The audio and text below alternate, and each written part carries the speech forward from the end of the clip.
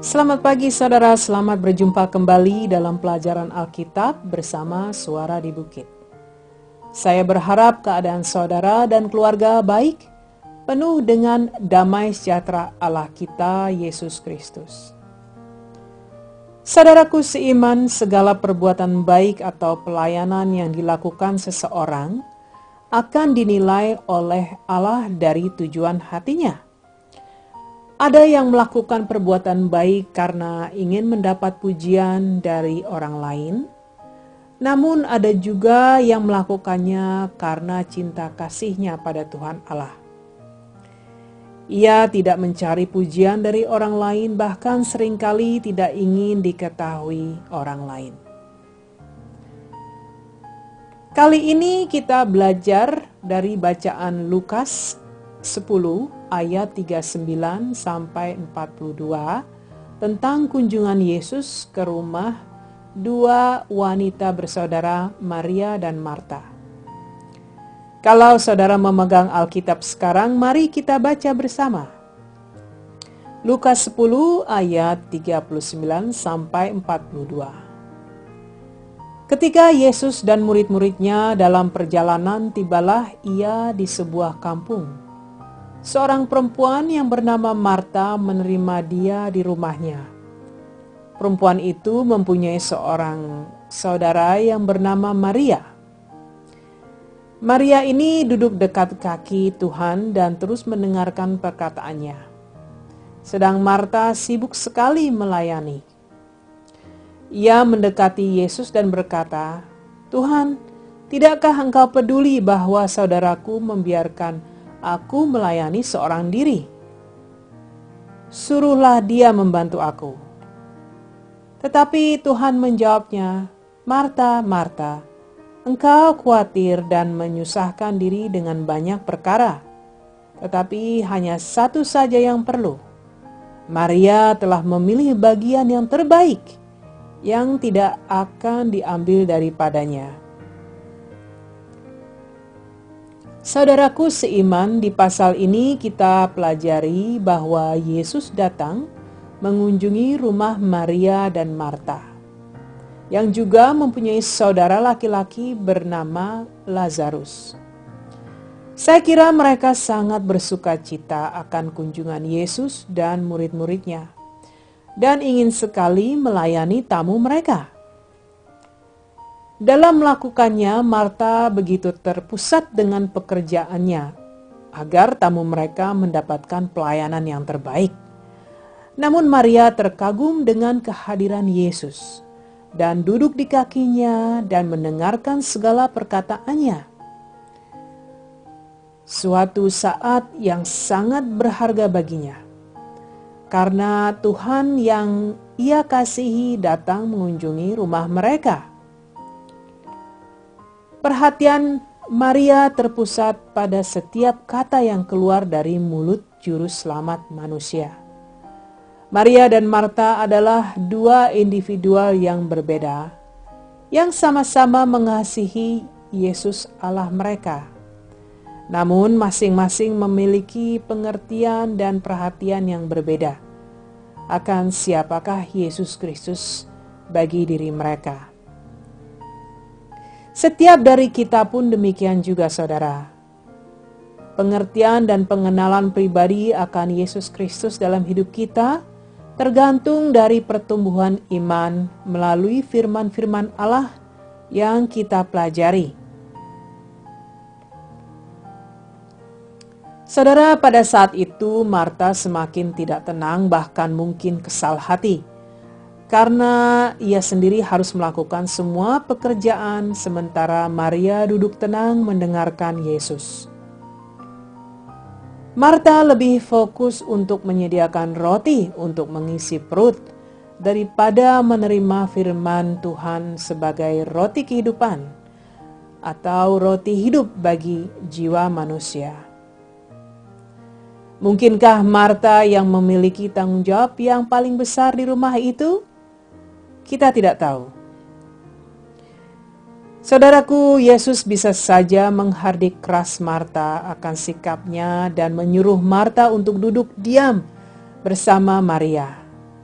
Namun Yesus tidak lakukan hal itu. Dia menegur Marta dengan lemah lembut dan penuh kasih, seperti yang tertuliskan. Tetapi Tuhan menjawabnya, "Marta, Marta, engkau khawatir dan menyusahkan diri dengan banyak perkara. Tetapi hanya satu saja yang perlu.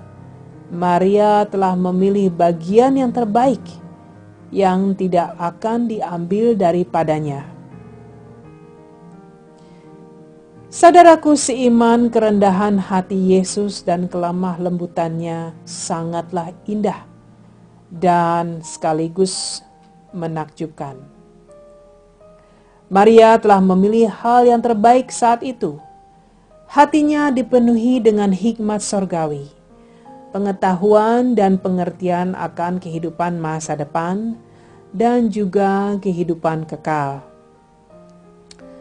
Suatu kekayaan yang tidak dapat hilang dan diambil dari dirinya.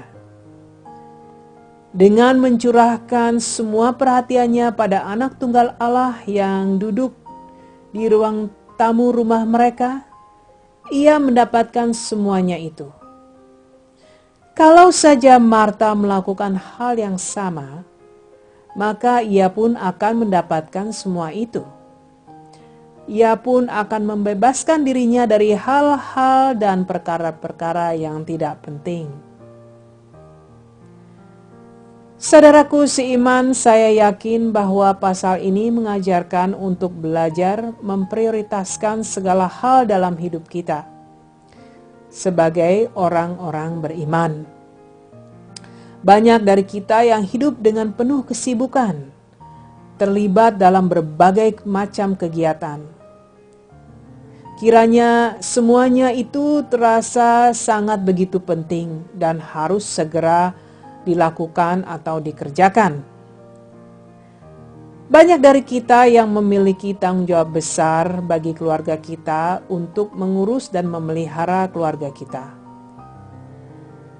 Di antara banyak sekali kegiatan yang sangat mendominasi waktu, kiranya apakah ada hal-hal yang tak penting yang harus dihindari atau ditinggalkan? Pertanyaan penting adalah, adakah waktu bagi saudara untuk duduk berdiam di kaki Yesus setiap hari, membaca firman dan berdoa? Hal yang bukan hanya dilakukan karena tugas atau perintah Allah, namun apakah ada kasih dan kerinduan diri pada Allah? Membaca firman dan berdoa setiap hari adalah prioritas utama bagi orang-orang percaya. Pilihlah waktu yang terbaik untuk menyerahkan hari-hari saudara pada bimbingan Roh Kudus. Dengan mengisi hati dan pikiran saudara dengan firman-firman Allah yang begitu berharga, menguatkan dan membangun hidup saudara, terutama pada saat saudara menghadapi kesulitan atau tantangan hidup. Kalau saudara belum pernah menjalaninya, mulailah dari sekarang dengan meluangkan waktu 15 menit sehari untuk berdoa dan membaca firman. Hal ini akan menjadi kebiasaan yang baik dan semakin terus dilakukan, semakin bertambah waktu yang saudara inginkan. Bagi saya pribadi, semakin saya membaca firman, semakin saya mendapatkan hikmat sorgawi, semakin saya ingin terus belajar. Perlu diingat saudara, ini sendiri adalah suatu pekerjaan yang dilakukan oleh Roh Kudus di dalam hati kita. Saudara seiman, dengan memberikan waktu pada Allah yang juga adalah pencipta waktu, saudara akan menerima lebih banyak lagi akan pengertian firman yang dapat melindungi, menjaga, dan membangun iman saudara. Berdoa dan membaca firman adalah perintah Tuhan, dan Tuhan Allah ingin saudara bertumbuh dalam iman. Tuhan Allah ingin agar saudara lebih mengerti dan mengenalnya, menerima kasih-Nya, menerima karunia-Nya, menerima hikmat-Nya, dan segalanya tentang Dia. Allah ingin mempersiapkan hidup saudara akan kehidupan kekal, memperlengkapi hidup saudara untuk menyelesaikan tugas dan pekerjaan yang Dia percayakan pada saudara di dunia ini, melalui pembangunan dan pertumbuhan rohani saudara. Kembali pada pasal yang kita pelajari, di sini Marta sangat terlihat sebagai pelayan yang baik. Ia bekerja untuk melayani orang lain, namun karena perhatiannya terlalu terpusat pada pekerjaan itu, hal ini menimbulkan sikap yang tidak baik. Perlakuannya terhadap Maria menunjukkan ketidaksempurnaan hati seorang pelayan Tuhan.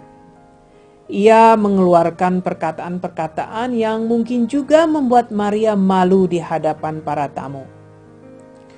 Mungkinkah Marta menyadari kesalahannya setelah dia menerima teguran Yesus?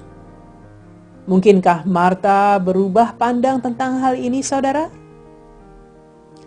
Saya yakin ada dari kita, termasuk saya sendiri, yang mungkin bersikap seperti Marta. Selalu sibuk dengan melihat dan menilai orang lain akan apa yang mereka lakukan atau tidak lakukan, dan lupa memeriksa diri sendiri. Oleh karena itu, saudara, penting sekali kita terus memohon ampun akan segala kesalahan dan dosa yang kita lakukan setiap hari. Sikap Marta menunjukkan hati orang berdosa yang dapat ternoda, bahkan pada saat melakukan atau melayani yang terbaik bagi orang lain. Kenapa demikian, saudara? Karena setiap manusia adalah orang berdosa yang masih memiliki sifat manusiawi. Oleh karena itu, manusia perlu diselamatkan oleh Allah sendiri dan diperbaharui dengan kebenaran firman setiap hari. Apa yang ada di hati tidak dapat diketahui orang lain. Namun Tuhan Yesus tahu, seperti Dia mengetahui isi hati Maria dan Marta. Saudaraku seiman, banyak sekali pekerjaan Allah yang dapat saudara lakukan. Hal ini tidak terbatas hanya pada pelayanan di gereja. Tugas saudara adalah menunjukkan siapakah Yesus bagi saudara, berbagi akan kebenaran dan harapan dalam Allah. Namun sebelum saudara lakukan itu semua, saudara harus menyerahkan segalanya pada Allah untuk dapat menerima bimbingan dan tuntunan Roh Kudus. Dengan demikian, saudara akan melakukannya dengan rasa syukur dan sukacita. Saudaraku, Yesus mengatakan bahwa Maria telah mengambil bagian yang terbaik yang tidak dapat diambil darinya. Bagaimana dengan saudara? Apakah saudara telah mengambil bagian yang terbaik yang tidak dapat diambil dari hidup saudara? Mari kita berdoa, saudaraku. Allah Bapa di sorga, terpujilah Engkau Bapa, dimuliakanlah Engkau Allah. Betapa besar kasih dan karunia-Mu bagi kami, ya Allah. Kami mengucap syukur akan waktu yang telah Kau berikan pada kami, untuk sekali lagi menerima firman kebenaran. Ajari kami Bapa, agar kami dapat memberikan hari-hari kami di tangan-Mu, dengan doa dan pengertian firman suci-Mu. Ajari kami untuk mengambil bagian yang terbaik bagi hidup kami, seperti apa yang telah dilakukan oleh Maria. Ajari kami, Roh Kudus, untuk lebih peka dan disiplin dalam menentukan prioritas dalam hidup kami. Kami berdoa agar kami tidak tergoda pada perkara-perkara yang tidak penting, namun dapat mencurahkan perhatian kami pada hal-hal yang membawa keagungan bagi Allah dalam segala hal yang kami lakukan. Terima kasih Bapa, dengan iman kami percaya bahwa Engkau mendengar doa kami. Di dalam nama Yesus Kristus, Allah dan Juru Selamat kami berdoa. Amin. Amin saudara, terima kasih telah mendengarkan. Tuhan berkati dan sampai berjumpa kembali minggu depan.